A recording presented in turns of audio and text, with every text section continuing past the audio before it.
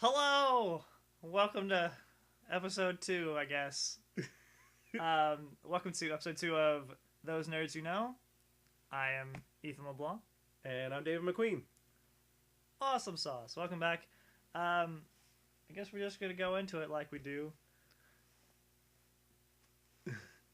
Unprofessional. Look, I can check my phone. People will be talking to me right all day. off the top. What is this, Look. man? It's like he's never done this before. Never. So, I guess what we wanted to do is we wanted to talk a little bit more about nerdy things that we like, which is what this podcast is literally about.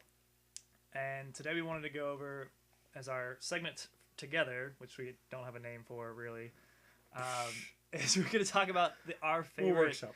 our favorite superheroes and why they're our favorites. Yeah, I think it'd just be nice to let listeners know. And this is explain a for little bit more Marvel. about This us. is for DC. Yeah. This is for all of them. I mean, or any of them. anytime anyone's asked me that question, it's always been, okay, well, my favorite Marvel one is this, Okay. my favorite DC one is Alright. this. That's Cool, how it's cool, always cool, been cool. for me. Do you want to start with one, or do you want to do one We at can a start time? with one or the other. I guess Okay. we can go like each of our Marvel or each of our DC heroes. That sounds fun. Who is your favorite Marvel hero? My favorite Marvel hero is Spider-Man. He's a easily. good one. Yes. Why? Definitely Spider-Man, Peter Parker. I love that he's a teenager and he's a superhero. Mhm. Because most teenagers are typically sidekicks or they're heroes in training. But he is a teenager when he gets his powers, Mhm. and he's just straight away Spider-Man. He is a hero, and he's cool. He also has to deal with a lot of crap, and I've always been into cartoons and superheroes and stuff, and so when I went through my teenage years, that was cool. It was really interesting to me to have literally any superhero that was that age, but just I could relate to them, and I felt like I really related to Spider-Man. I also really enjoyed the first round of Spider-Man movies with Tobey Maguire. Yeah. Oh yeah. Yeah. Spider-Man 1 and 2 were real good. Spider-Man 3 was whatever. We was don't talk there. about it. No.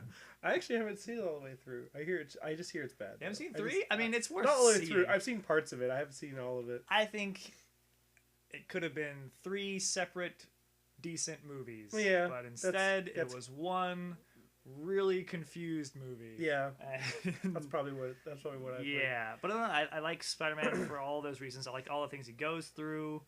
I think he's super relatable. I think he's really cool He because of is. that.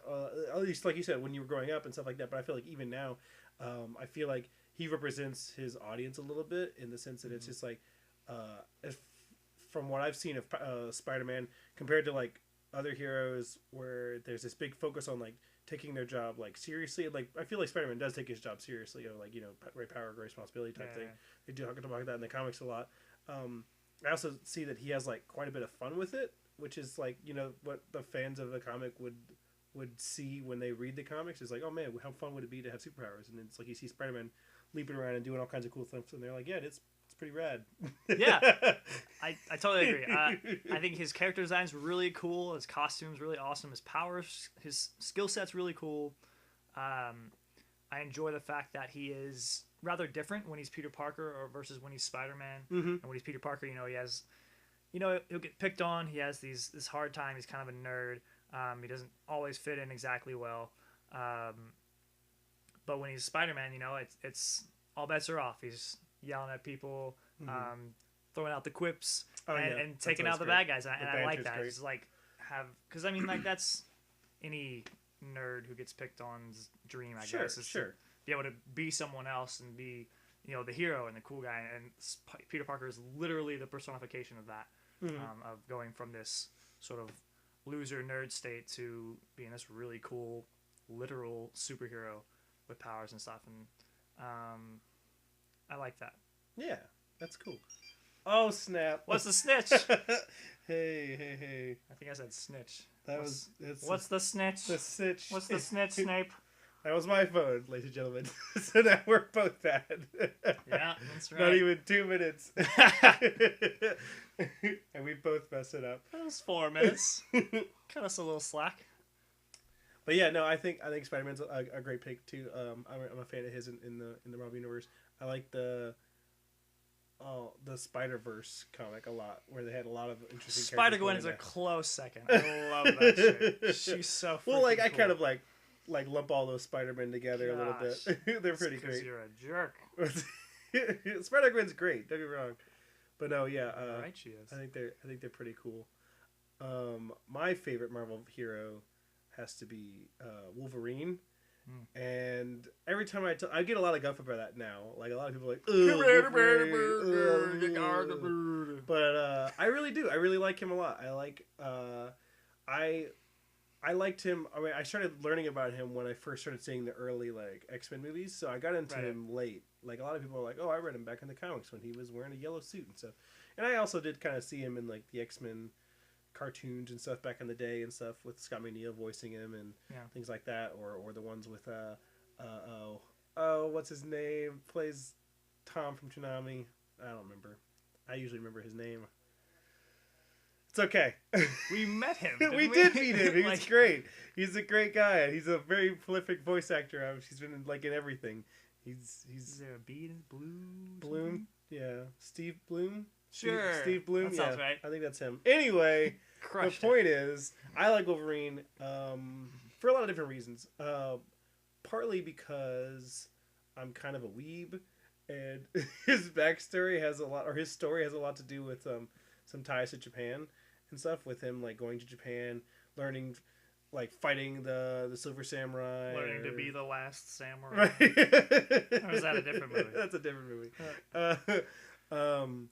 But and like, well, just his like his warrior mentality and stuff like that. The things he's dealt with. I think that's really neat. I think he's an interesting character in that he's like gone through a lot and he's experienced a lot, but he's always there to like protect people and stuff. And he's still like a really decent guy, even though he seems like he's like all gruff and stuff. But I feel like part of it comes with the fact that he has seen a lot, and it's like he gets a bad rap for it. And I remember talking to somebody about the X-Men movies, and they were talking about how Wolverine was lame because he lost every fight he was in those movies. Or like, you know, basically every fight with him was just him getting the crap beat out of him. And I'm just like, yeah, but that's kind of like some of those times where he killed basic humans who weren't mutants, just stabbed him through the chest. Yeah, all those times. But no, I argued the point that I feel like that's kind of his point, is that like because he's been made so sturdy and like, you know, has the healing factor. He's the example. Yeah. Everybody learn from this one. Yeah, exactly. Rush in and get beat up and you're like, oh, that's what we shouldn't do. Yeah, okay. Exactly. Gotcha. Yeah, no, he's not necessarily very bright. But I do think he's really powerful, and I think he's really neat because of it. I also think he gets a lot of guff for his like healing factor being pretty broken and stuff like that. But I mean, Marvel's got quite a few heroes that are like that. You know, people can say the same thing about Deadpool and stuff like that. And I honestly don't really like Deadpool because I feel like Deadpool has like what a controversial opinion, David. Well, I know, right? What the hey? The internet, all the fire everywhere. Oh, just covered in fire. No, Deadpool, I feel like has a lot of the physical qualities of Wolverine, in that like he has his healing factor and he has his like, you know, combat skills and things like that, and he's you know, he's snarky and he doesn't take crap from people and stuff like that. But I feel like he doesn't have any of like Wolverine's like redeeming qualities, and people would definitely argue that because people think like, oh man, he's a you know, a-hole, and you know that's kind of his thing. Deadpool has redeeming qualities. But I just don't like Deadpool. He's such a jerk. Like he's just like, I mean, he's funny. Don't get me wrong, he's kind of funny, but like I just feel like Wolverine is like, I don't know, more. I feel like he fits the hero role a little better, and I think that's kind of neat.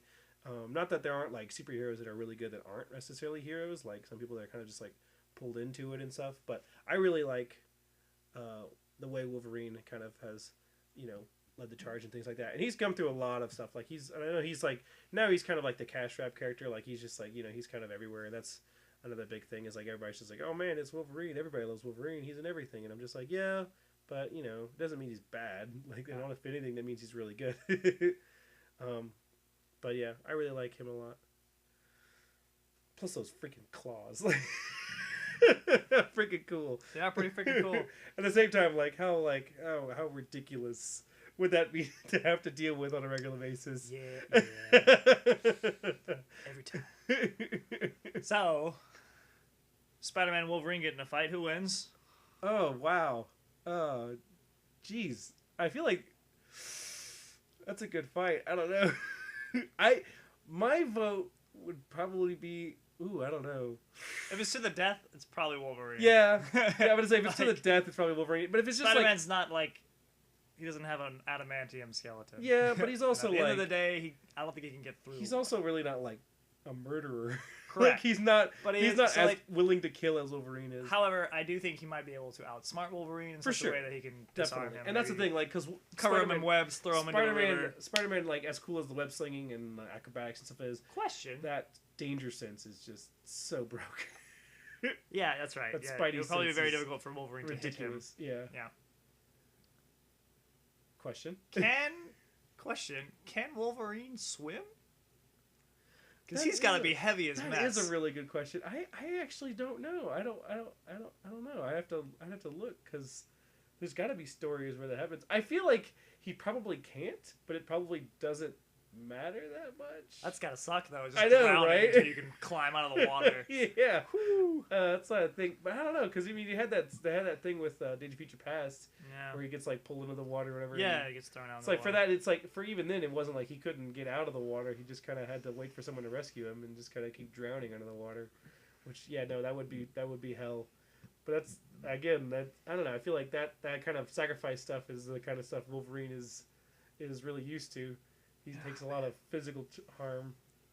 But yeah, I don't know. Like at the same time, like people were talking a lot about this Logan movie, and I eventually I do want to see it. I haven't seen it. Oh my gosh, everybody I tell that is just like, oh god, you haven't seen Logan? It's so good.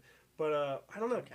My part Life of it, goes on, all is well. right? Part of me didn't want to see it though because I'm not a big fan of the Old Man Logan story that it's kind of based off of. Only because like it's bleak. It's rather bleak, and I just like I don't know. I'm a sucker for like happy endings, and I'm sure it has a decent happy ending, or kind of rounds out, or has Or a everybody conclusion. dies. Yeah, but I don't like I don't know. I don't like the big sad build-ups and stuff. But like everybody said, it's really feelsy, and that's probably fine. It's probably fine. But yeah, in a fight though, I think Wolverine could kill Superman. Superman. I always see. He I could do super that. kill I Superman, do yeah, that. I definitely. do that so much. So I mix up the names Superman and Spider-Man all the time. I hate that. I don't know why. I call Superman Spider-Man sometimes. I call Spider-Man Superman all the time. I don't know what it is. But really, it's more the opposite. It's really more Spider-Man. I call Superman a lot. But I feel like it's probably because I talk about DC heroes more than I talk about Marvel heroes. Probably because they say Superman in the first Spider-Man movie. Do they? Super do. His aunt says, "You're not Superman." Oh yeah, I forget about that a lot. Yeah. What'd you think of It's the? just odd. This is funny to me. What did you think But, of? like, I guess DC Comics exist in that particular Spider-Man Yeah, universe. it's odd. That is odd. Yeah, I never thought about it that way. What did you think about the Amazing Spider-Man movies? I was fine with them. They were movies. Yeah, Yeah. I liked them. I hear a lot of people hated the second one. I don't. The second one was just bad. I feel like the second one was bad, but I don't feel like the second one was bad. I feel like, especially since I don't think it was nearly as bad as what people say about the third one, because Ha, yeah. I did feel it had a similar problem. In It that had same was problems, trying to yeah. it was trying to do too much at one time. I feel like Sony was running into that same problem.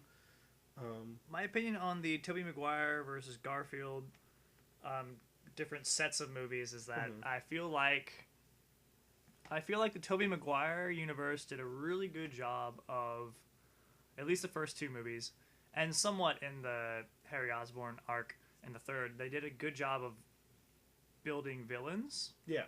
They did a good job of explaining to us, why these guys are doing what they're doing, what their motive is, why these guys are villains, Yeah. what's up with them, and while having Spider-Man kind of deal with them.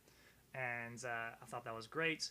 Whereas the Amazing Spider-Man did their best to develop Peter Parker, Mhm. even going as far as to creating this weird world where his parents were super spies or whatever, and they built this lab and the subway, which apparently is more canon than we think. Whatever. It was weird still, but like they did all of this to sort of build that up and to build up Peter, and I liked Andrew Garfield's Spider-Man, but I like Tobey Maguire's Peter.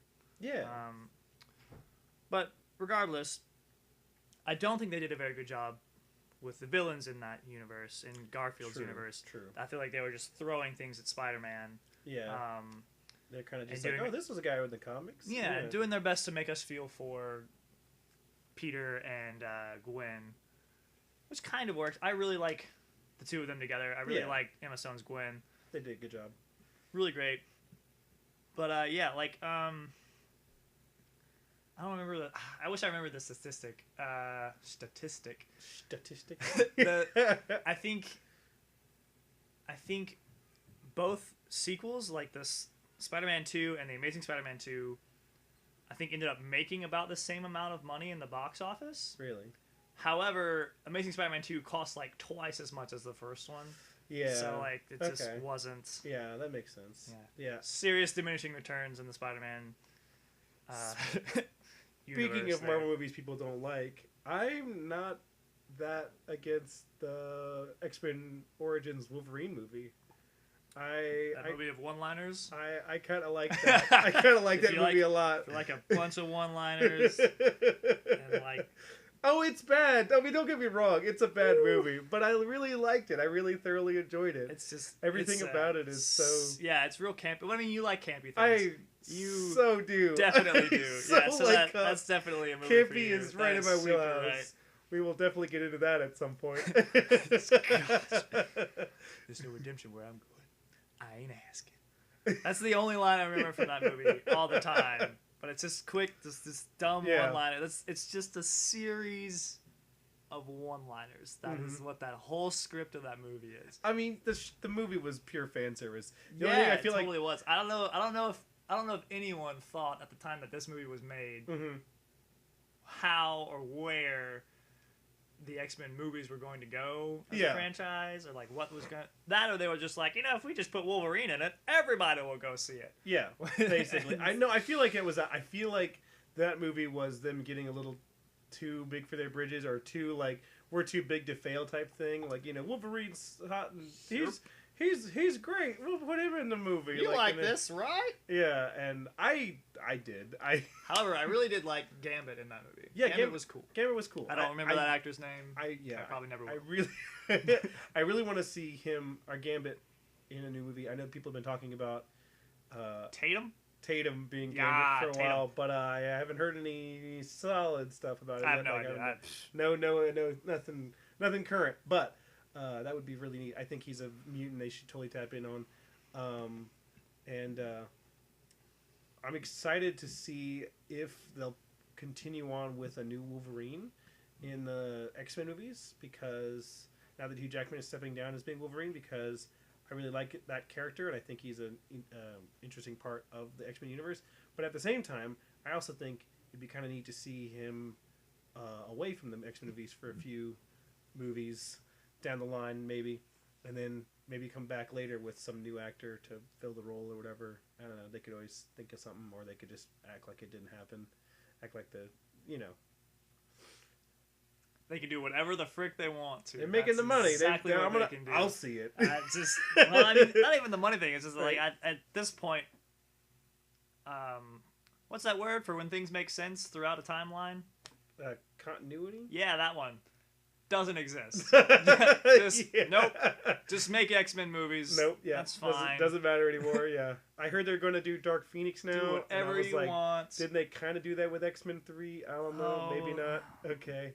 They're doing that. They're doing that Gifted thing. Apparently, Legion was really good. I haven't seen any of that. I should probably see that. Yeah. No, I heard good things.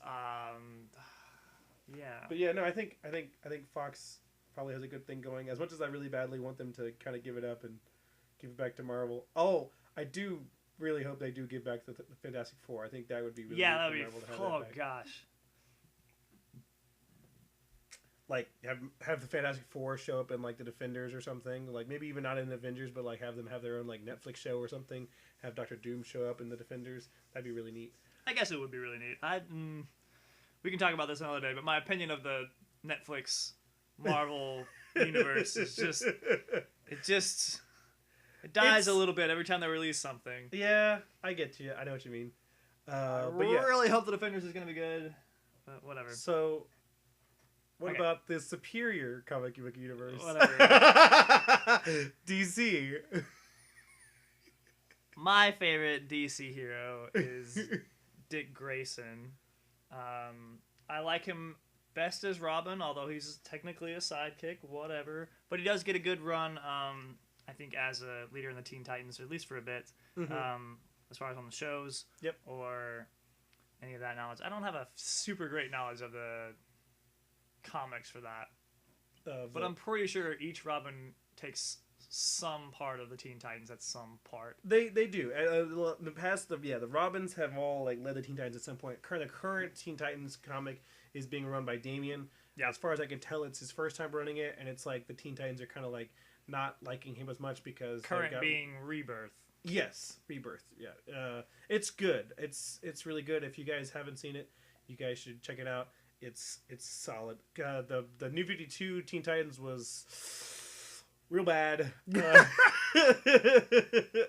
had a lot of weird, exotic twists and turns that didn't make any sense. But they try to retcon all of it. It's good again. You guys can't possibly beat us because you're kids. Yo, whatever, man. We'll show you. And then they do. And then they do. And then they all turn evil. I I don't know. It doesn't make sense. One of them's a criminal. One of them's secretly evil. And they don't know it. Anyway, it doesn't make sense. But However, Young Justice. That's just so freaking good. So freaking good. Oh my gosh. You excited for that? You excited for that season 3? For that third season that'll eventually happen, maybe? I don't know. Was announced, I mean, it's right? it's confirmed, but we just don't have a date yet. They're working on it. Whew. We'll see. They're doing But a thing. So good. Yeah. One of my favorite examples of Dick Grayson really is those that series, particularly the first season. I love Dick so much because Tell me what you love, Dickie. yes, I love it. I love him so much because he's just so he has no powers. Yeah.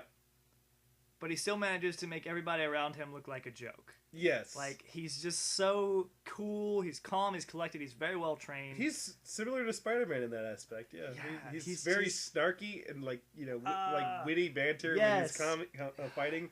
So good. But and he like Batman. He always seems to have this little contingency plan, or at least he can get out of things. And I don't know. It's cool to think of someone who, not only is young, he's a teen, but doesn't have powers. He's not super powered.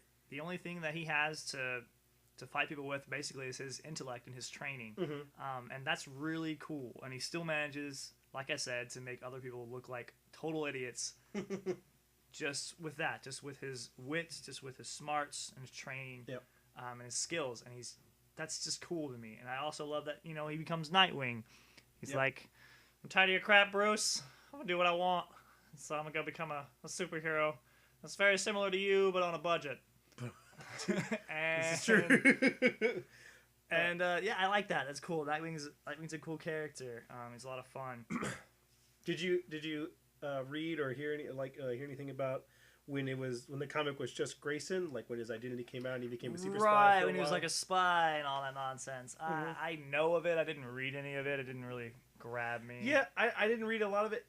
It was really interesting though, because I feel like, and they probably did this before, but I early in the comics, but it felt like to me that like that turning point when he was not Nightwing for a while, they really put emphasis on how attractive he was, and like that is carry on to him now being Nightwing. Heck yeah, everyone bro. keeps hitting on him and talking about how hot he is and stuff. Real good. He's also, you mentioned him leading the Teen Titans. There's in the current Rebirth comics, he is leading the Titans, which is basically like former Teen Titans who are now grown up, and they're all back. Figured it was kind of weird calling ourselves teens. He got the band back together now that they're all adults and they're the That's Titans. cool. Yeah. I like that. That's neat. I'll probably have to read that, I guess. Mm-hmm. But yeah, I like him a lot. I of course loved Teen Titans growing up. Watching that show was real good. Yes. Gosh, he's cool. Mm-hmm.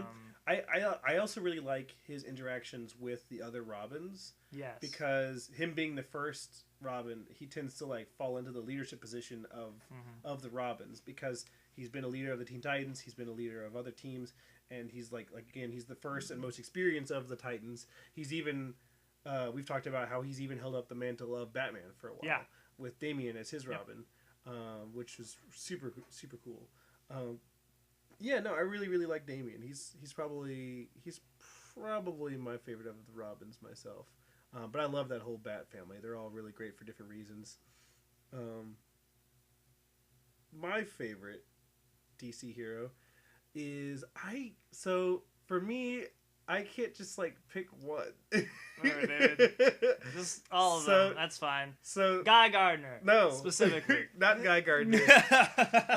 I like the Green Lanterns, specifically the Earth's Green Lanterns, specifically the Guy Gardner, the human ones. Not Guy Gardner. I really thoroughly. Okay, so this is the thing. You like Kyle, right? And Hal. I like Hal a lot. I think Hal. So Hal Jordan is definitely the best of the Green Lanterns. He's the bravest. Sound like fighting words, David. He's got the strongest will of all of them. It says so in the comics a lot. Okay. We're constantly writing about how Jordan is compared to the other Green Lanterns. But I really like Jon Stewart because... Question. Yes. Did Hal ever become a White Lantern? Yes. I believe he did at some point. He's become a lot of different lanterns. He's become an Orange Lantern, a Blue Lantern, and all kinds of different lanterns. So with the whites, Yellow is there lanterns. only one at a time? Is it like orange? There is now, but for a while, in the event Blackest Night, when they first introduced the White Lanterns, they basically made like every member of the Justice League a White Lantern. So yeah, I think Hal was a White Lantern at that point. And then later on, after that event, they all like reverted back, and the power went back to the Lantern. And then Kyle Rayner later on took up the mantle of the White Lantern after he mastered each of the colors of the Lantern Corps. He became the Avatar. Yeah, basically. And Hal Jordan has talked to Kyle about how Kyle is probably the best lantern wielder, while Hal is the best Green Lantern specifically, basically. So Kyle is just good with like everything. He's just amazing. I really like Kyle because of that. Not contradictory whatsoever. But also because hey man. But I also really like Kyle because I kind of relate to him more than I relate to Hal, because Hal just seems like he's so comic book heroic. He's so he's like the bravest. He's like the toughest. He's a fighter pilot, or he was he piloted jets and stuff like that, and all these different things. He's like the bravest person in the world. Those kinds of things. Like Barry Allen is the fastest man alive. Like Hal's like the bravest man alive. I don't know, but Kyle is like Kyle was the first Green Lantern that got a ring who felt fear, or who like gave into fear, basically. Like he doesn't, like, he's not brave all the time, and I feel like that is something that I definitely struggle with fear. But he's also like he's one of the more artistic of the Green Lanterns, so his constructs become a little more involved and a lot more specific, and they're very intricate and stuff like that, which is very neat, and I think that adds a lot to his character. While like Jon Stewart, I like Jon Stewart because I grew up with him on Justice League, the old animated show, and he's excellent in that. And I really like Guy Gardner for just all of his sass, his tough guy attitude. He's so aggro and tough for no reason, and it's great because he doesn't take crap from anyone. He's a lot like Wolverine in that sense. Sounds like you like Guy Gardner a lot, David. He's not my favorite, though. Even more than Hal. No, not more than Hal, but definitely more than some others. But I I used to think that like oh these are great, and then they introduced those new Green Lanterns, Oh. the current ones, Simon Baz and I'm not gonna remember her name. You forgot the woman's name. What a sexist. Oh no! Oh no! It's okay, I don't even know. But I can't remember her name right now. But I like the two of them because I feel like they're even more relatable than Kyle is.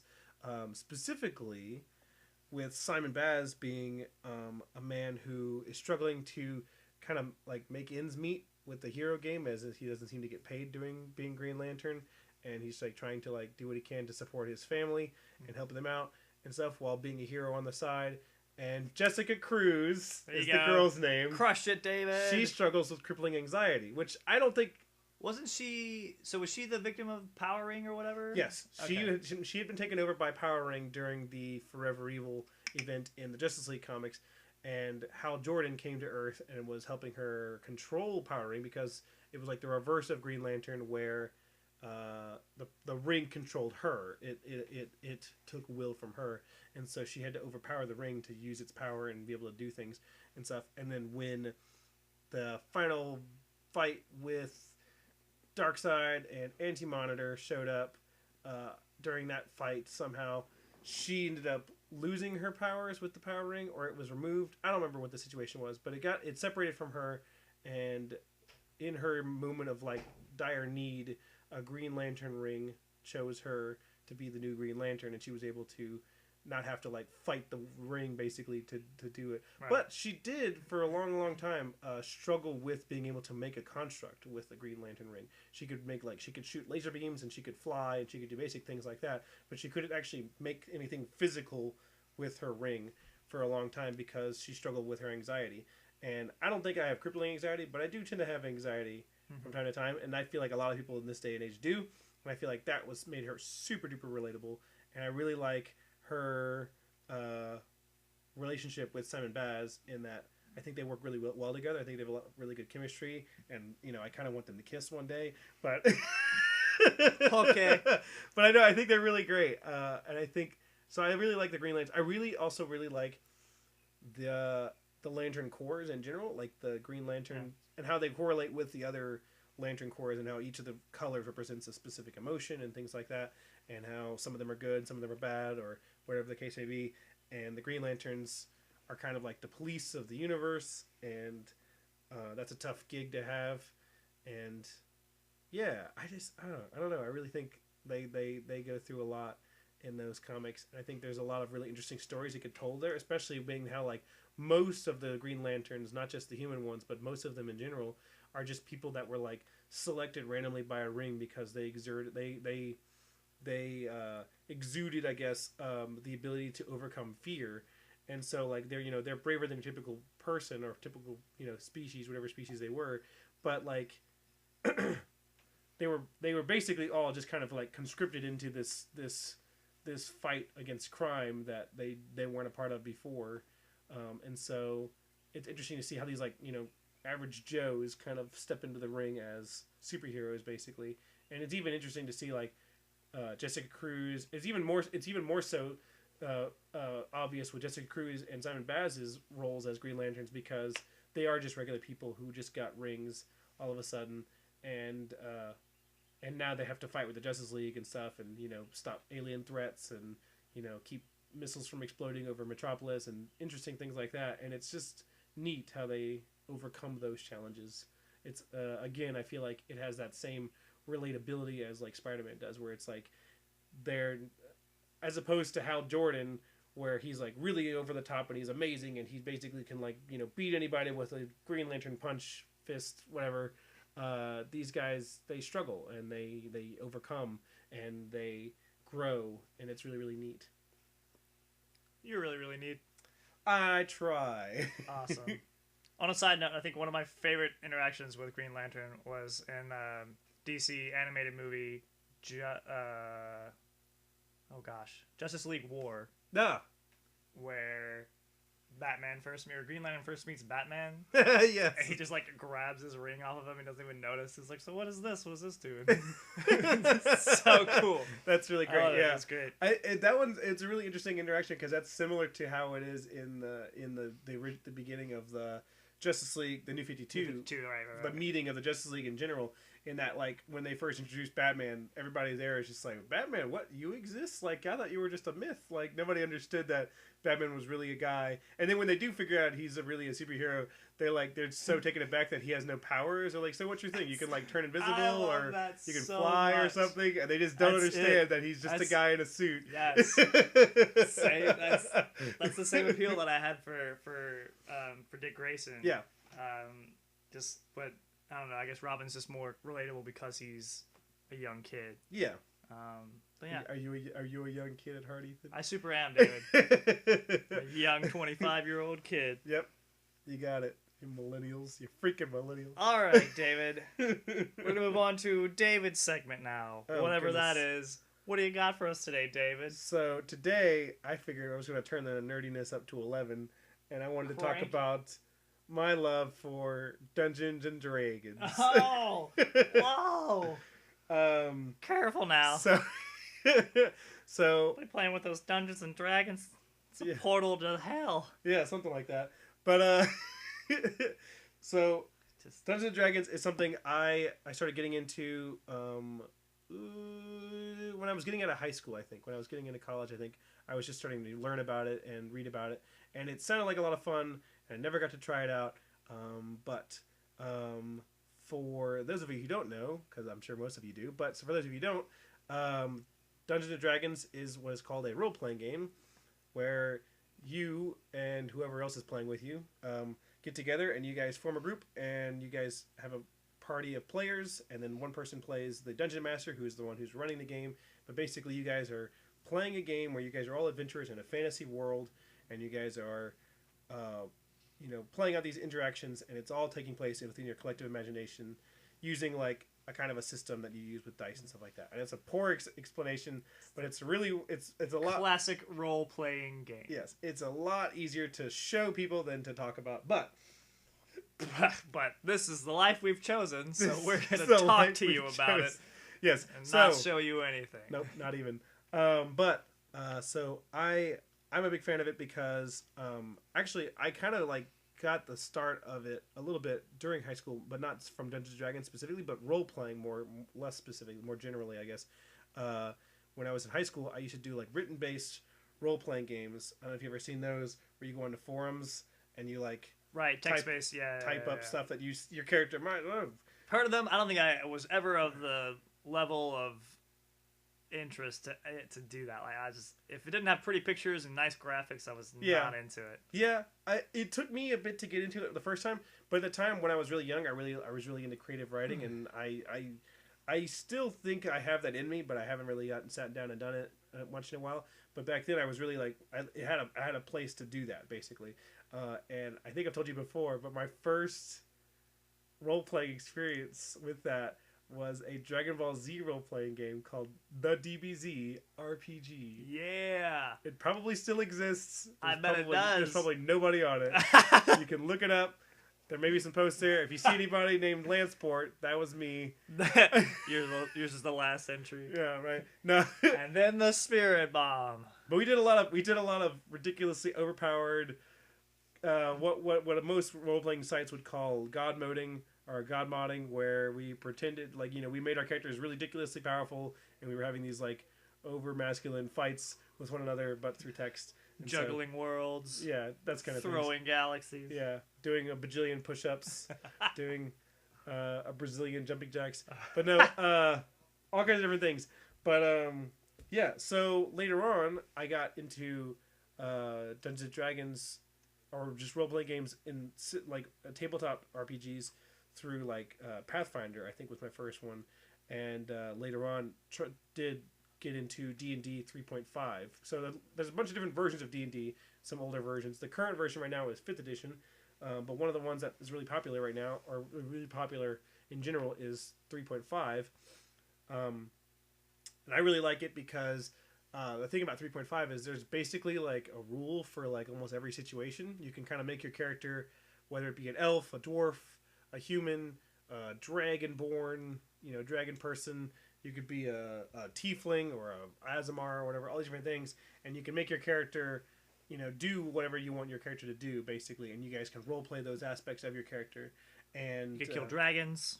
But you could steal things. Yes. You could open a bakery. Yep. Make really nice dragon rolls. Dragon rolls, yeah. Oh, yeah. Mm-hmm. Play some dragon poker. You could become a bookmaker, buying books professionally. Yes. That is a profession you can choose so, for a character. We had a campaign once, and I was a half elf ranger, and this was the first time I'd ever made anything. And at the beginning, you could put points and stuff. Our DM just gave us random amounts of points we could just put into points things. To put into skills. Yeah, whatever it was. I don't know. But in 3.5, there's like a crap ton of skills, so you can put them in. Not an expert. Things. Yeah, and then one of them was like bookbinding or bookmaking, and I was like, sure, let's do that. So I have a stupid amount of skill points in that, like an unnecessary amount. Any amount over 0 would be unnecessary. Yes. But anytime you want to roll for bookbinding, you can do a really good job. Super do that. Yes. Kill it. And so yeah, I played a few different short campaigns with people. One of the things that kind of like got me super excited about D&D though was I got introduced to the show Critical Role on Geek and Sundry's Twitch. Yep. I've been following it through YouTube, and I've been working my way through the episodes. It's a long haul. It's cool. It's a really cool show where really cool voice actors and sometimes other actors, or who are also voice actors at times. I don't know. Some guests, yeah. They have guests over, but anyway, really great actors role play. They act out all these parts, and they do these really cool things. And Matt Mercer is the dungeon master. Yeah, and he does a real good job. He's excellent. Cool. He's probably one of the best DMs I've seen. Yeah, David's a much better source on this than I am. Yes. I know a little bit, so I'm gonna say a little bit. Yeah, do it, bro. But no, like I really like that show a lot because they really do a good job about getting into character and like playing a character that isn't them, basically. I mean, you play a character that's similar to you. And I feel like that's often a hard thing to do for people who aren't actors, who don't have acting experience in a role-playing game, to actually act out and to get into character and to do that amongst friends. Definitely.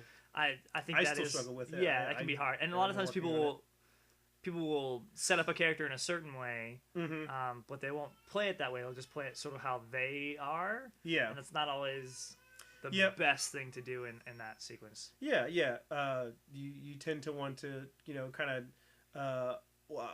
you kind of want to get bought into it a little bit. You kind of want to like, how would your, so like when I play, I try to get people to do what their characters would do in the situation and not necessarily what they would do in the situation. Sorry if I'm not selling this very well. It's hard. It's tough to act and things. Yeah. But it's really fun. It is quite a good time. It is a lot of fun. But no, Critical Role is really good because most of the people that play the game, not including Matt Mercer, aren't that experienced with the game, and so while they're really really good at role playing, they're not really good with the system itself, and the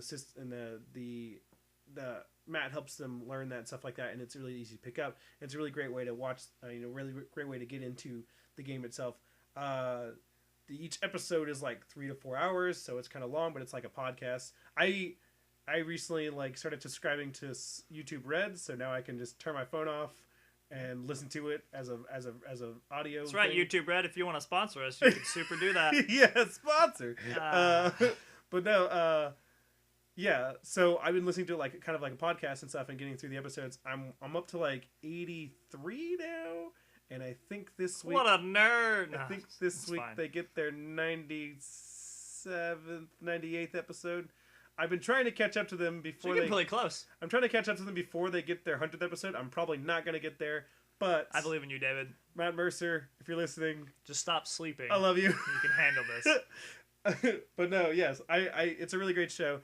If you're ever interested in D&D and you just want to see what it's like, first of all, come in with the understanding that these guys are professional actors.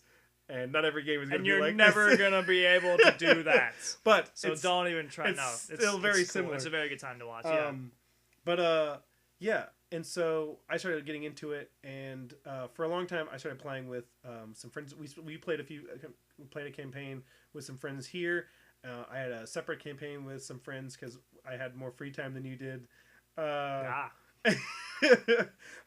then basically the problem I had with the games we were having was we didn't have a lot of really good times to meet up and play games.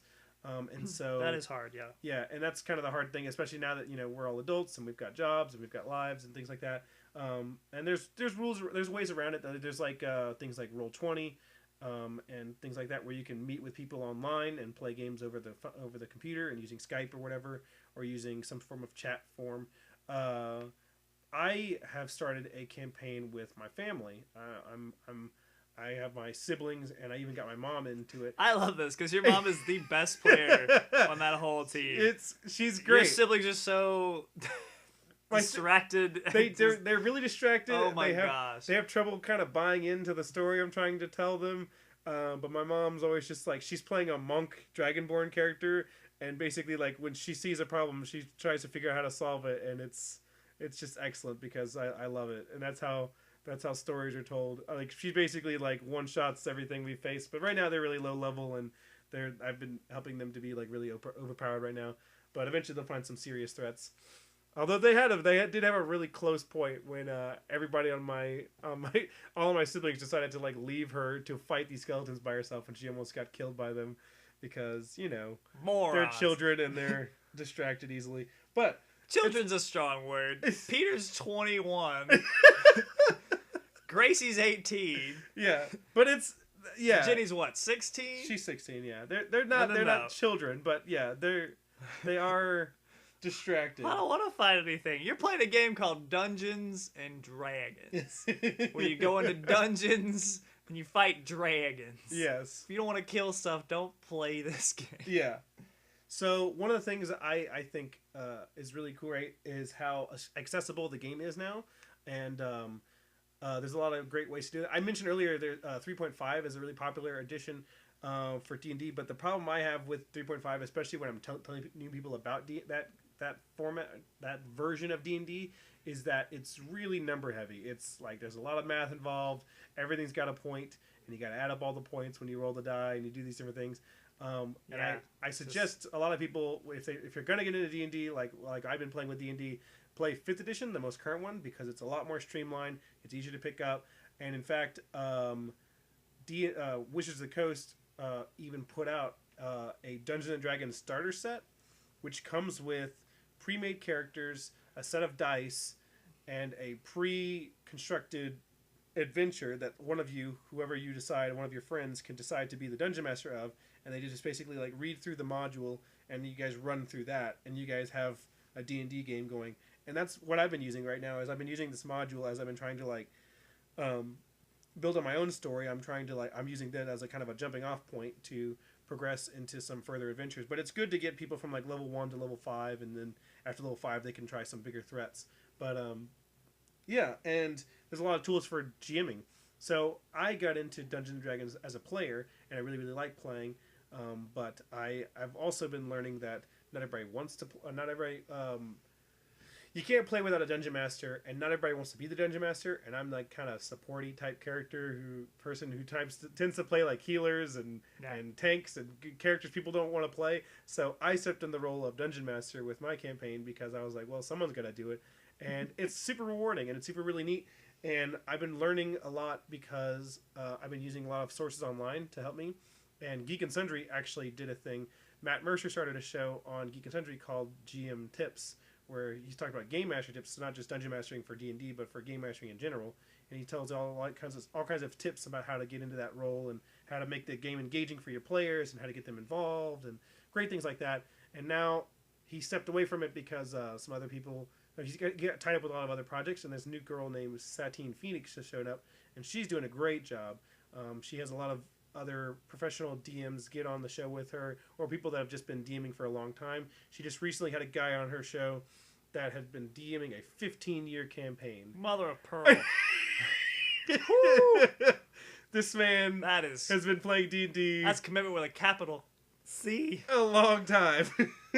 And I was like, man, I almost said capital K, man. I should have just gone with that. Yeah. Commitment with a capital K. No, it was great. But I really like 15 years. Yeah.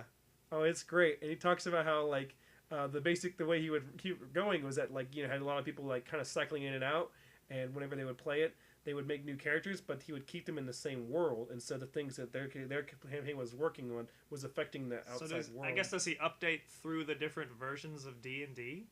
I have no idea. They didn't go into the specifics of it, but it was super fascinating. And I don't think he does like a Twitch stream or anything. He's just needs to get on that. He's a voice actor, but he's great.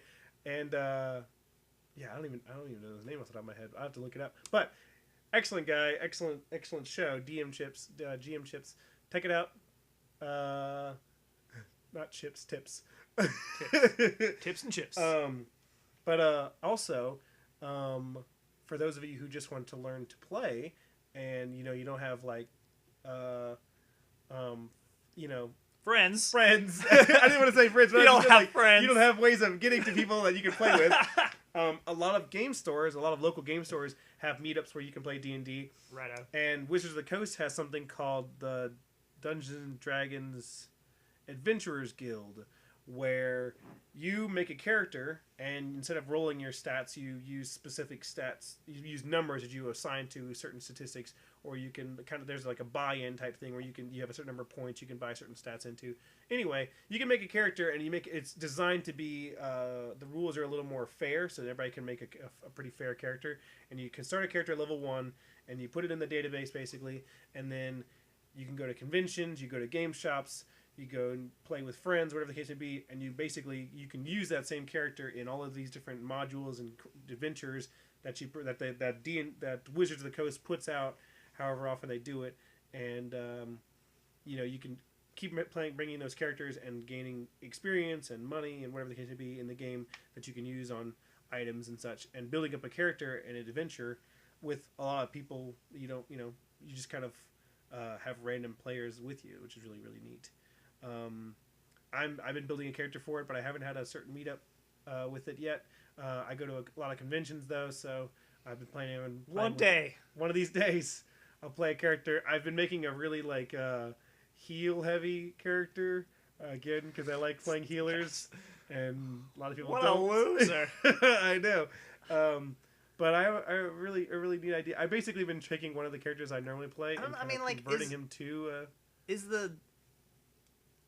Is the position of a healer a big deal in D&D? Like, is it a thing that's really necessary? Because I know in like the modern video game RPG, right? Yeah, modern RPGs, like in Final Fantasy 14 and things of that nature. MMOs, like, you got your tank, you got your DPS, and you got your heal. Yeah. Is that a viable setup for D&D? Sometimes, not necessarily, because in D&D you can kind of like bring whatever characters you want. It depends on the adventure. I just like healers because I like the mentality of the characters, the way they play, and tend to like in D&D.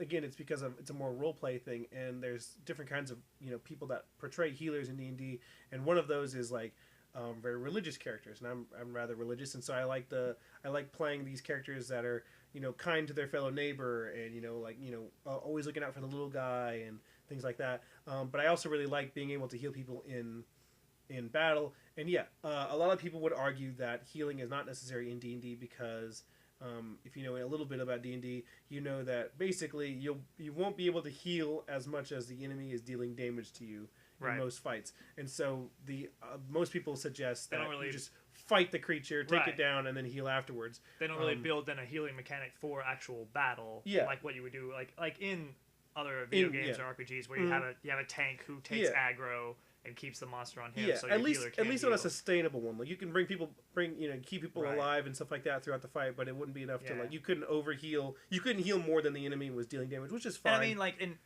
in the limited experience I've had in D&D, anyway, it just seems like the best way to go about it is to get through the fight as fast as you can. Yeah, like just it's true. Try not to die and hit stuff. One of the things I like about D&D, or I like about the game as we're playing healers, is that characters that are particularly healers have access to things like resurrection spells and like really high level rezzing magic and stuff. Because otherwise, when a character dies, they're basically just dead permanently. And, Permadeath. And I know a lot of people don't like that. And there's ways around it. Like even in the Dungeon Masters Adventurers Guild, you can make it Dungeons and Dragons Adventurers Guild. You can make it so that like I think you can pay a certain fee or something, not real money, but like your character can pay a certain amount of gold wherever and have a temple res them or something, or you could re-roll a character with lower stats or whatever and start again. So it's not that big a deal, but I kind of like the idea of playing a character that can help people and stuff, and have also like the ties to wisdom. A lot of characters with divine magic and D&D tend to be really wise, so I like playing wise characters and stuff. So that's kind of neat. I like that concept of re-rolling with lower stats for someone who's died. So just imagine like in the party, like in the world of whatever it is you're playing, everybody's being like, "Hey, remember that time you died? But you're not dead, and you just came back weaker." Well, yeah. Well, in that case, you'd be a different character as a thing. And so you're not re-rolling with the same character. No. You would be rolling from the same character. You'd be rolling a new character. That would just be hilarious. Yeah, because that would be. You come back like shorter. Yeah. A little bit scraggly. Yeah. Right. No, it'd be like oh man, can you remember that poor elf guy that worked with us? And it's like, oh, now we have this new gnome kid. I don't know. We have to teach him how to play this. We have to teach him how to fight dragons. But no, it's got to be a really good actor. Right. Yeah. Right. Yeah, you gotta. I was never that character. You have to fill a lot of shoes, especially if you're playing a dungeon master. Because when you're playing a dungeon master, you're playing basically all of the non-player characters. Anybody that the players aren't playing.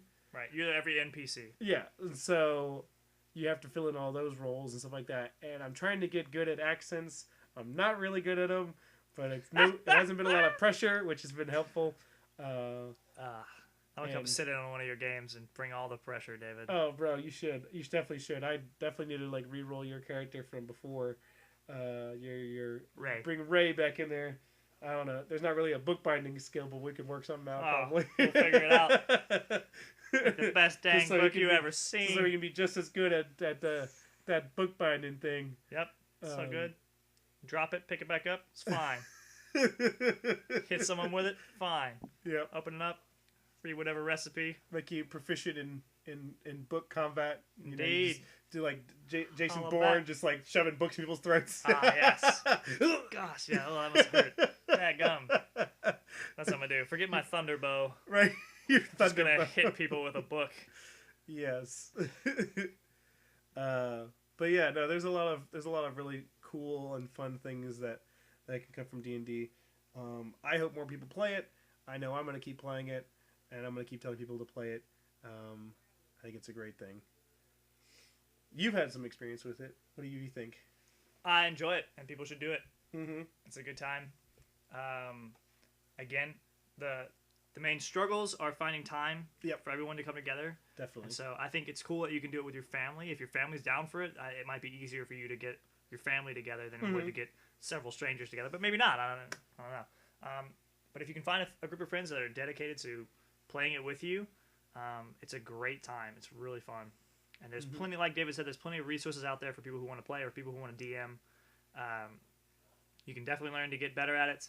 You can definitely learn to have a good time, and you do not have to be a great actor.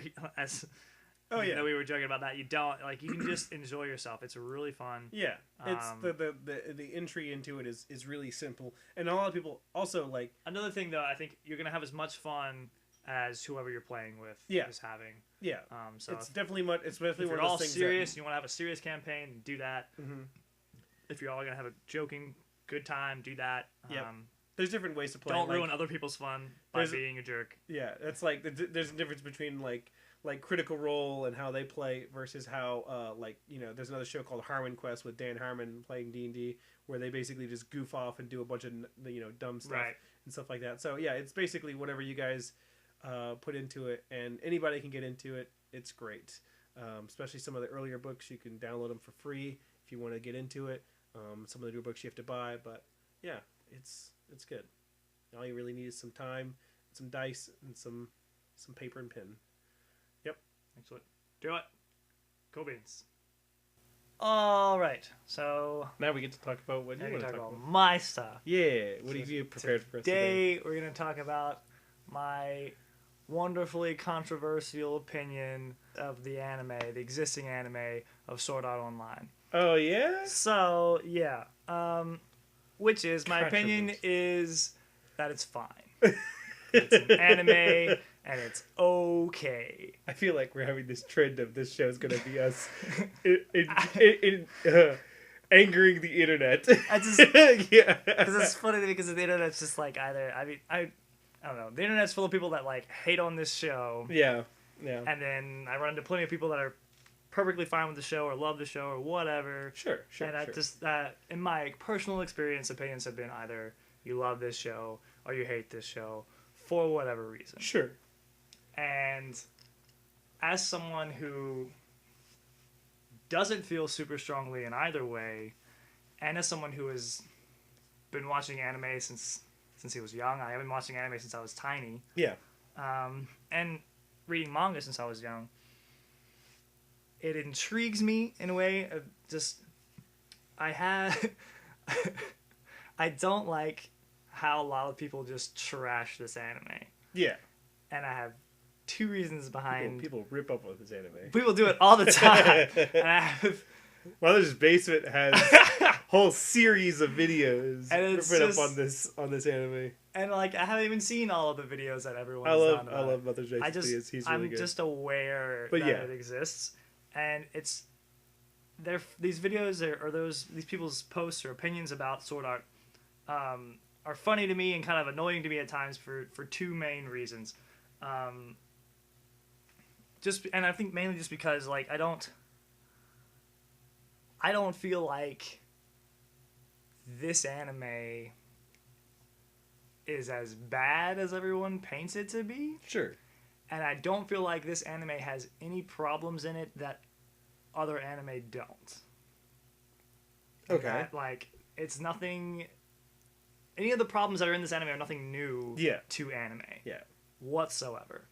And so, which brings me to, like, the first reason I disagree or don't like a lot of people just killing this anime, and that's because the anime scene currently, the anime market, is really flooded. There's a whole lot of anime. We have a whole lot of access to anime that we did not have even 5 years ago, 10 years ago, especially not 20 years ago. Yeah, it's everything's super accessible now. Yeah. Super available now. So like 20 years ago, we just had to deal with what anime we could get, you know what I mean? Sure. Like, we were happy just to have anime, I think, here in America. Because way back in the day, 20 years and more, like, it was real hard to get it. And you got it through, like, VHSs or recording stuff if you found anything and things like that and trading stuff like that. Mm-hmm. To, you know, stuff that would sometimes come on Cartoon Network or Spike or G4, if any of that.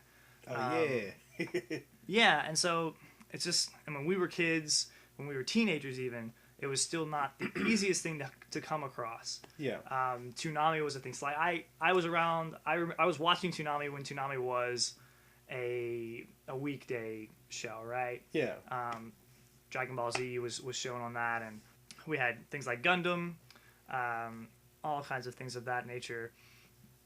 Yu Yu Hakusho, Rurouni Kenshin.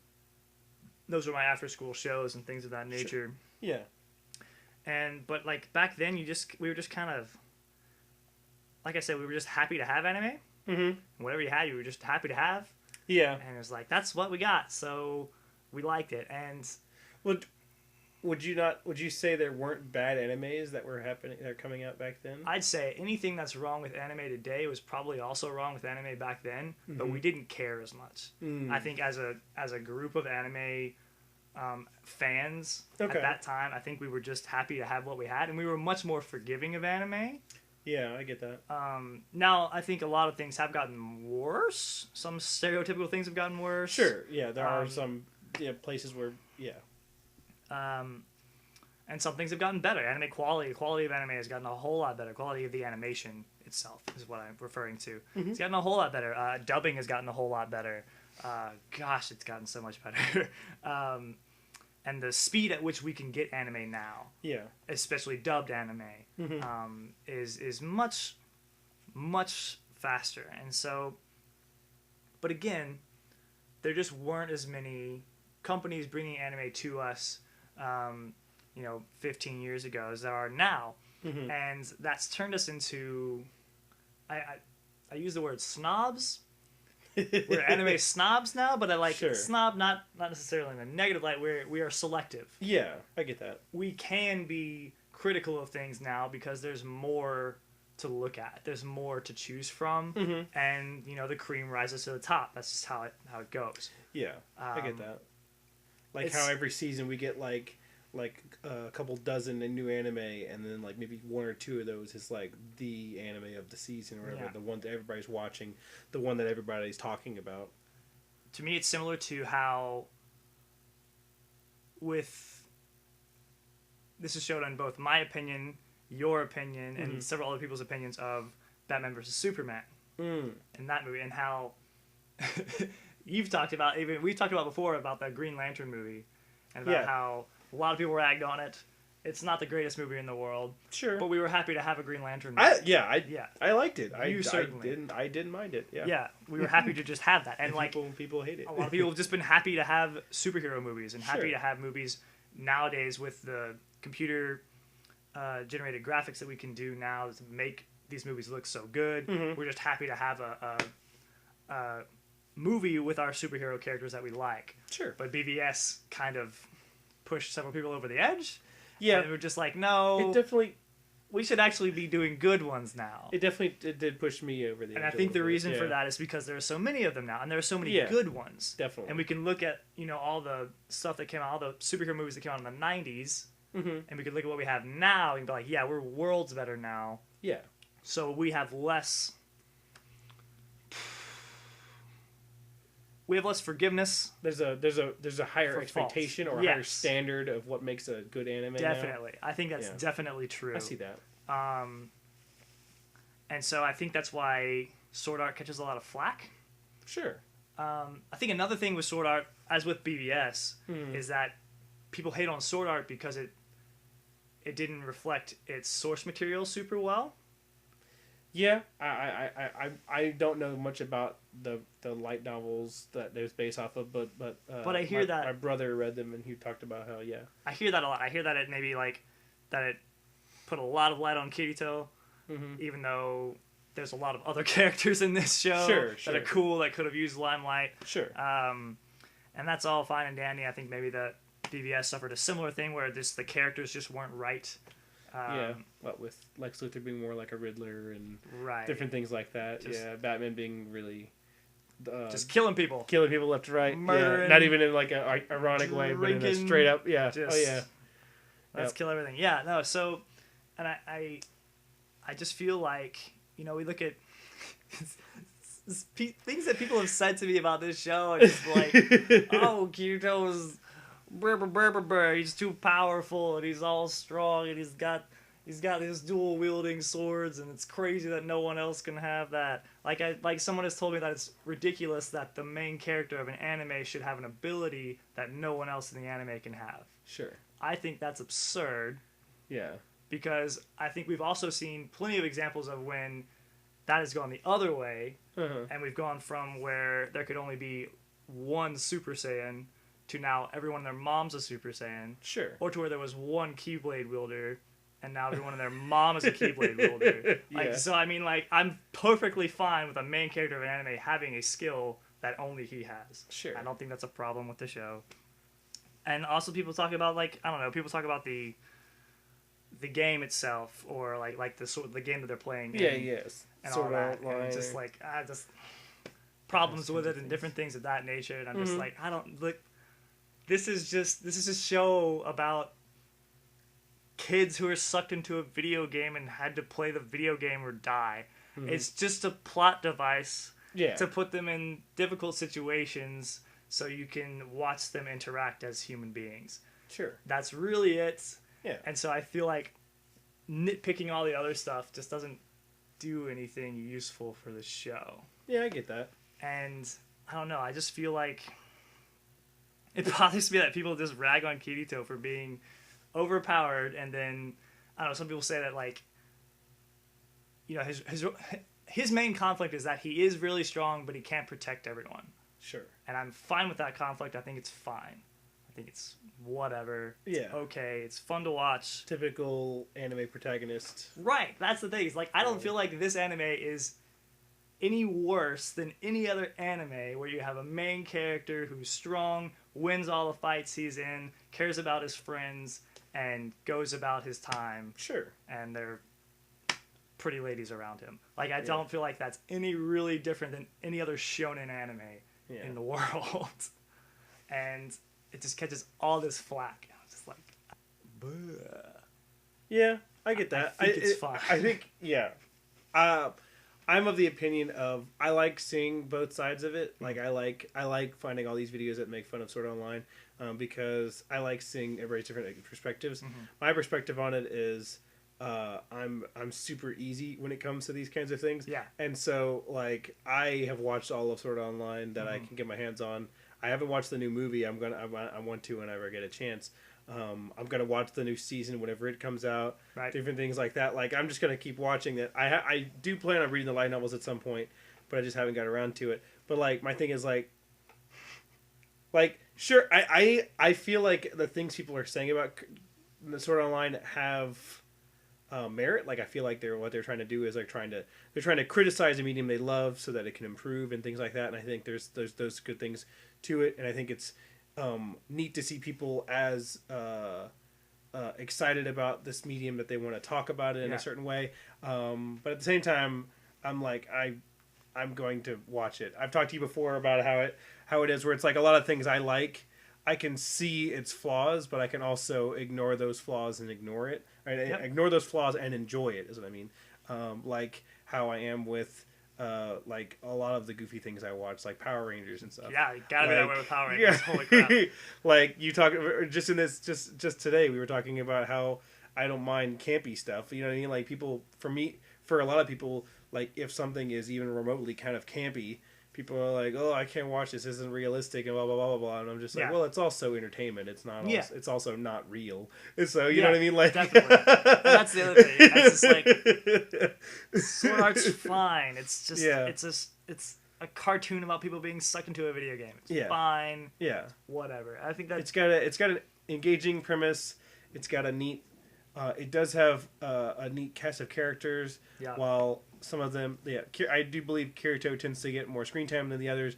I still believe the other characters still have strengths and merits and stuff like that, and it's neat to see them interact with him, and the stories they develop.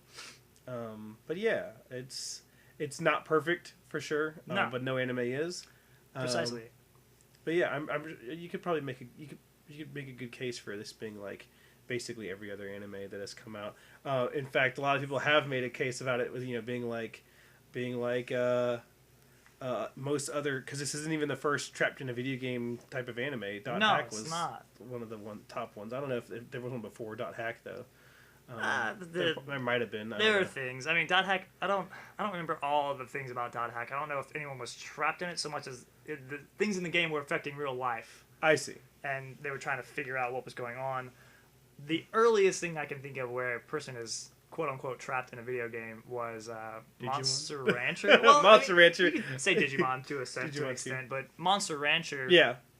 The first episode in this. That's an old anime. Yeah, bringing it back. Genki, the main character, he gets a copy of Monster Rancher, the video game. So in his world, Monster Rancher is a video game. Nice. He puts the disc into his PlayStation. He turns it on. He gets sucked into the Monster Rancher world. Cool. Now it's not like Sword Art where he's like stuck in a virtual world where he's like sort of interacting with a HUD and having to remember like how to work the game. Sure. He's just in a world that basically is what the Monster Rancher off that, video game is. World, so the game was more of a portal to another dimension, I guess, more or less. Sure. But it's really cool. I like that anime a lot. Yeah. That's definitely an old one. But again, and like, anime is not perfect, and there are plenty of quirks and different things that are repeated in it. There's a lot of tropes in anime that just go over and over and over again, and I don't feel like there's anything new about Sword Art that is wrong.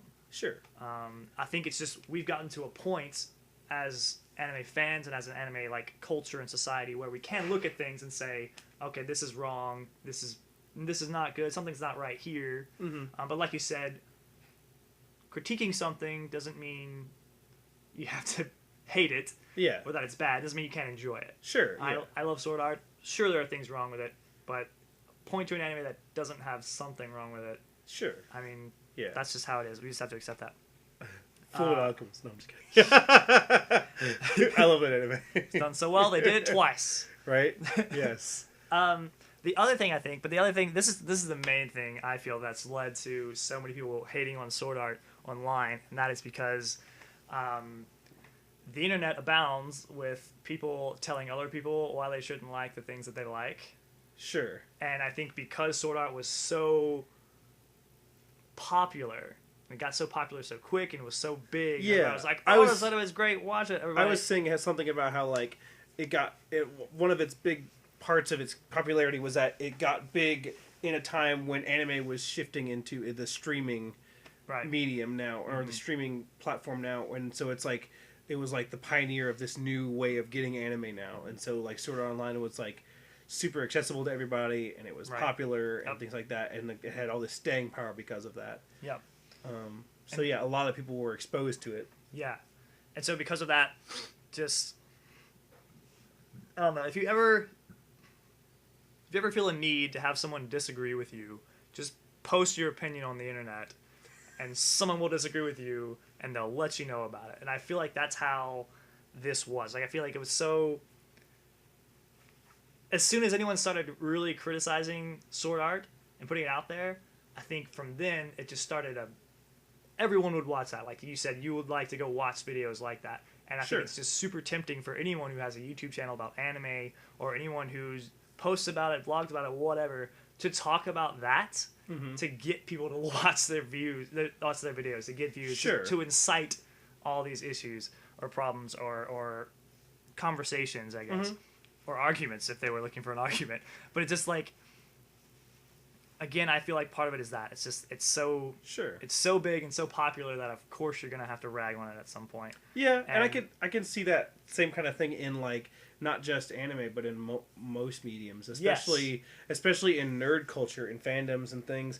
People tend to have strong opinions on things they love, and they want to argue about them, or they want to they want to express those strong opinions for other people to have disagreements with, or whatever, incite these feelings and stuff.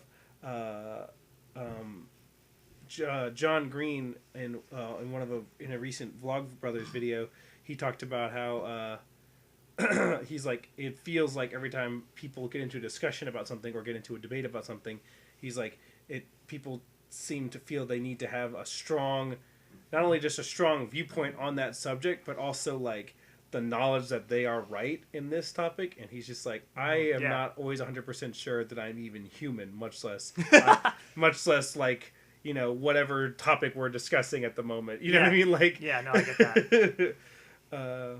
So I mean, yeah, I feel like a lot of people want to see these things because, because on one hand, they see a thing where they're talking about a show, they want to be like, oh yeah, I don't like that show either, I want to see what this guy has to rip on it or whatever. And then there are other people that like the show, they're like, oh, I want to see this because I want to see what dumb thing this guy has to say about the show I love, and then they get all upset and things like that. And I think for a while it's just the cool thing to rag on this, because I think also it kind of, if you as a person who loves anime can point out flaws in an anime, sometimes that makes you feel like you are a connoisseur of anime and you're so good at this job at pointing out these problems, and it's just. That's just a cool thing to do, is to rag on Sword Art Online. And I guess, I'm tired of that nonsense. Yeah, I get that. But, at the same time, I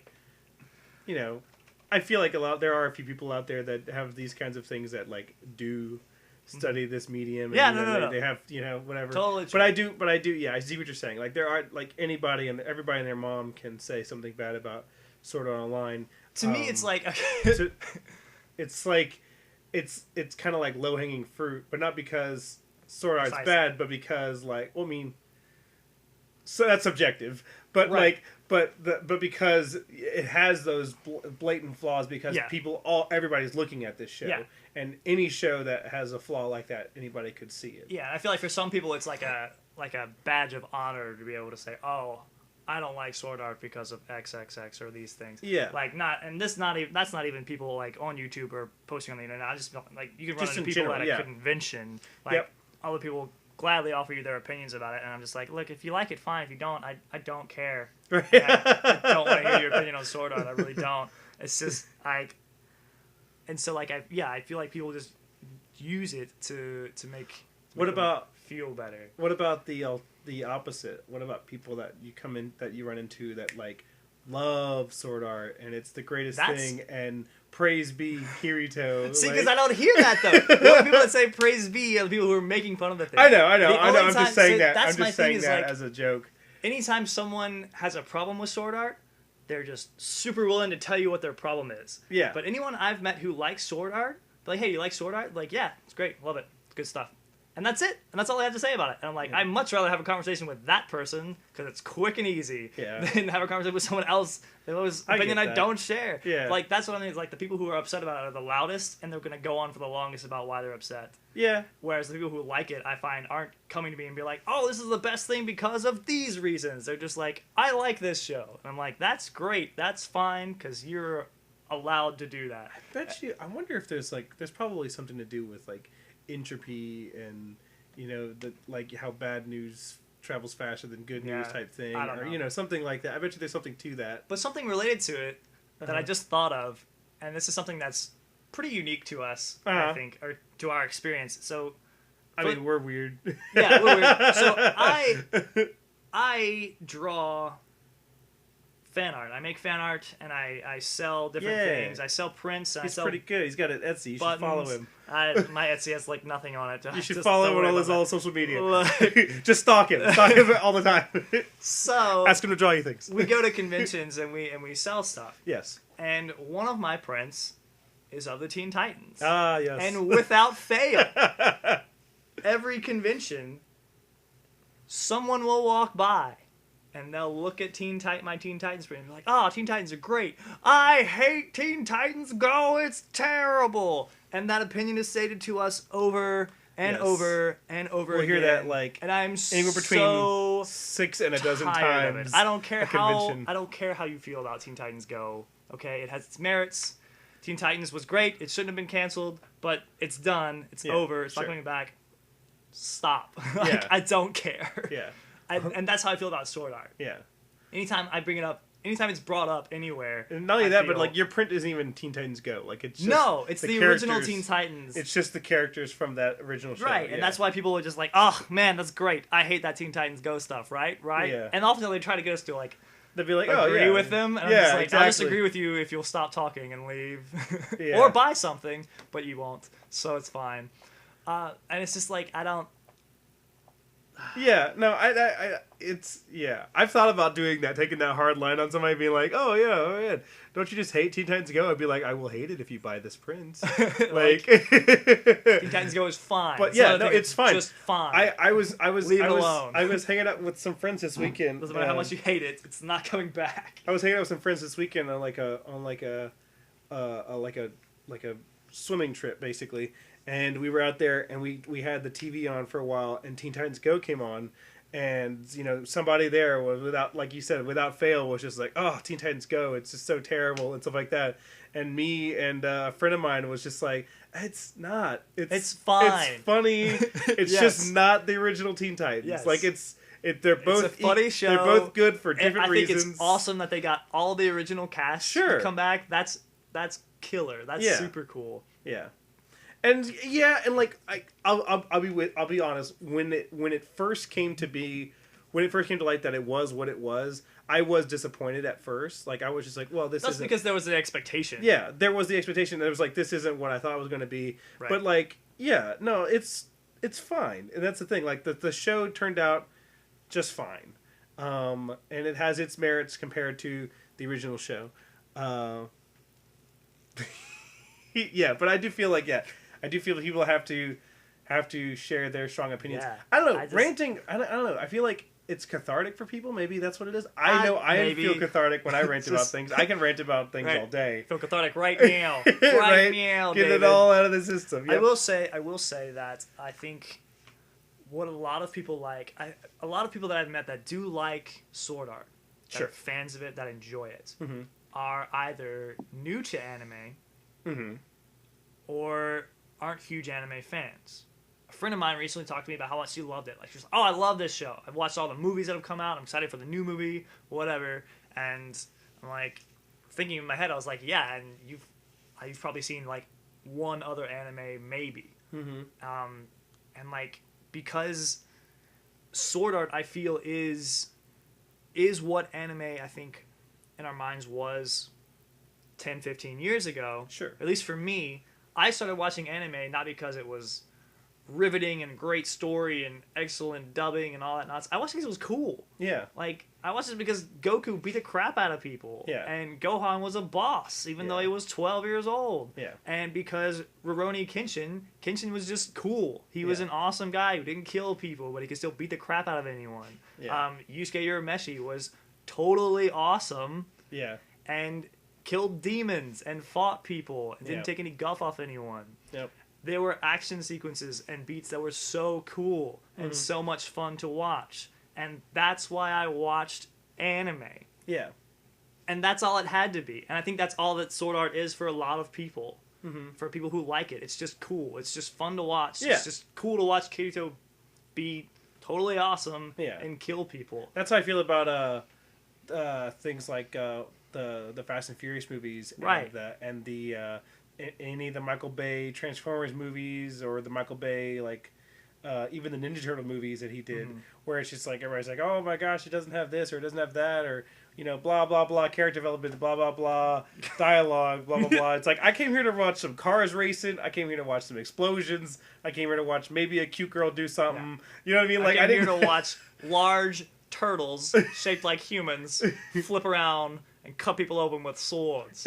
Like, we're watching a cartoon about people who play video games. Yeah. Not even stuck in a video game. The first half of the first season is them stuck in a video game. Yeah. Everything else is them just playing video games. games. Yeah. And like, just like No Game No Life or anything like that. Anything like, there's plenty of games, there's plenty of shows now where we see people interacting with a video game because that's just part of the culture as well. And I feel like you said, I feel like the problem with a lot of people like that in this situation is that they have that the early animes they're more forgiving of because they grew up with those things, and I've had discussions with people before about how much I like the old Yu-Gi-Oh show. Yeah. Back in the day, and people I talked about, they're like, "Oh man, I love the original Yu-Gi-Oh show," and they don't like any of the new stuff because it's not what they grew up with. And I'm just like, and if you go back to the original Yu-Gi-Oh, it's bad. It's horrible. It's real bad. It's not good. The dub's bad. Like, it's not. This anime's cool. bad. This anime's bad. And there's a lot of really good stuff to. While we're on the topic of Yu-Gi-Oh, I really liked Zexal. Sure. I really liked the sub. I liked 5Ds. I liked the sub of Zexal because the dub is horrendous. Yeah. But the sub's pretty cool. It's got a nice little bit of plot, and if I could get my hand on the entire thing subbed, I would do that. But I can't seem to find that on any legitimate streaming service, so whatever. I think 5Ds is really neat for, its grungy kind of modern take on Yu-Gi-Oh. I think that's really neat. Yeah. But yeah, I just... I feel like, So again, like, summed up, I'm just tired of people hating on Sword Art because I feel like, one, it's just a cop-out. We're just going to kick this dead horse until the Earth is destroyed and Kingdom Come, or because there's so much other anime out there and we've become snobs. But my thing with that is, if there's other anime that's better, just go watch that other anime. I don't really care if you don't like this show. Yeah. And that's just it. I'm just like, ugh. Just like with Teen Titans Go, I'm just tired of it coming up in conversation and people immediately telling me why they hate it. I'm just like, I don't care. Yeah. Like, it's fine. It is a fine anime that does plenty of fine things, has good music, plenty of cool action beats, and it's got a strong male character, or lead character, that just doesn't really do anything that any other lead male hasn't done at some point. Mm-hmm. Yeah, so, like at DBZ and those kinds of things. Right, like it's just he's the main character. That's really it. Yeah. That's and then like the girls in the show, like the harem and stuff like that, like Sword Art Online isn't the first anime to have a bunch of female characters that aren't like important to the normal story, and even them, like they have some like qualities about them, like, you know, even as minor as they are, like, you know, just that, like even good animes like Fullmetal Alchemist and Gurren Lagann tend to have characters that are really just there for the visuals and stuff. Right. Yeah. And totally. Yeah. That's another topic for another day. Is like, I feel like fan service has gotten way out of control in anime. But yeah. That's definitely another topic for sure. So many things. But yeah, that is my controversial opinion on Sword Art Online, and that is perfectly okay. I think it's fine. It's better than a lot of anime out there, and it's not as good as just about as many other anime. So like, it's fine. It's fine. I'm pick on something else. If any of you are gonna talk about how much you hate Sword Art, pick another anime. Tell me how much you hate that one. Yeah. Let's go for that. Tell me how much you hate the animes I like. There you go. just gosh. Or the animes everyone else likes. But yeah. I think we're good. Yeah, I think so too. Everybody's feeling nice and cathartic. Yep. Big words. Got all the ranting out of our system. Yep. We're eventually gonna set up a main social media or email for the whole show. As of right now, if you want to rant at anyone, tell them how much I'm wrong. You can do that at David, because he has some sort of social media. I have a YouTube channel that I have posted 0 things to, and I have a Twitch channel. So go to his only video that I don't put horrible comments about that I don't get on that often. Eventually, I'll start a schedule and put some stuff on there. But my YouTube is Good Guy Dave, youtube.com/GoodGuyDave, and my Twitch is twitch.tv/GoodGuyDaveTV. So yeah, and you know, you've got some stuff you do with your art. I do. If you want to share any of that. Nope. Okay. Nope. All right then. In that case, we'll figure something out for our show later. Eventually, we'll put in some nice, seamless little edit at the end of this that'll have all of our stuff. Eventually, we'll know what the heck we're doing. Yeah, okay? that's what'll go on. Until then, thanks for bearing with us. Hang on a little longer. Oh my gosh. Alrighty, guys. Have a great week. Thank y'all. Thank you. Bye. Bye.